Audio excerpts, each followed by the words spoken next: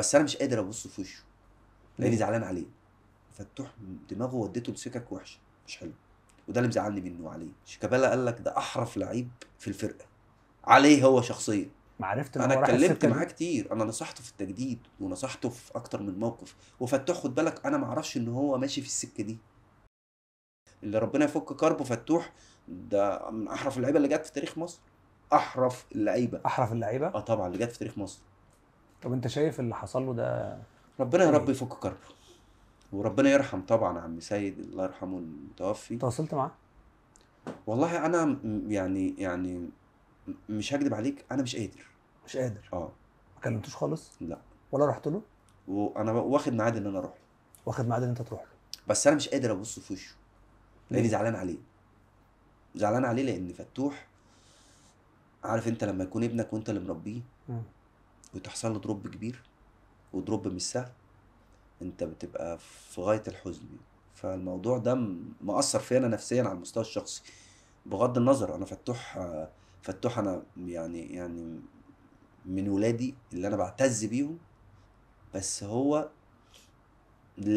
لازم كان يحصل كده عشان ياخد درس كبير قوي.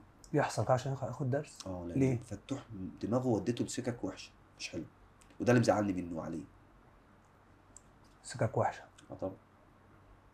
اصل مش طبيعي، مش طبيعي. انت خد بالك فتوح ده مكانته كلاعب كوره مش في الدوري المصري. مم. لا. ما في الدوري ايه؟ لا ده يلعب في احسن انديه في اوروبا، في اوروبا. مم. شيكابالا قال لك ده احرف لعيب في الفرقه عليه هو شخصيا. مم. اصل الواد ده انا عارف امكانياته. فان اشرد، اسمها اشرد صح؟ مم. او ارش، اسمها ارش، يعني امشي في سكه دماغي توديني لسكه مش كويسه، لا. ما نصحتوش؟ ما عرفت ان انا هو راح اتكلمت السكه معاه دي؟ كتير، انا نصحته في التجديد ونصحته في اكتر من موقف. وفتوح خد بالك انا ما اعرفش ان هو ماشي في السكه دي. بس في سؤال، فتوح نفسه كان زعلان ساعه مرتضى منصور رئيس نادي الزمالك السابق جدا اتكلم عليه ان هو جدا. بيتناول الحشيش، م. وفي نفس الوقت دلوقتي في الحادثه هو نفس يعني طالع بناء التقارير الحادثه ان هو بيتناول حشيش. عشان كده انا ما كنتش مصدق. مش مصدق؟ اه طبعا. طبعا. اصل مش طبيعي.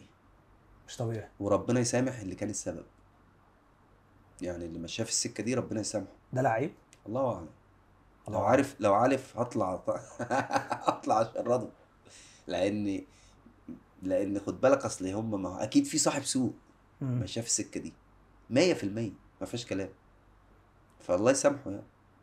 هو كان في 3 لعيبه في الزمالك هم 3 مع بعض يا دايما في كل حاجه. حميد، بص في الحته دي انا ما بحبش ارمي حد بالباطل غير لما اشوف.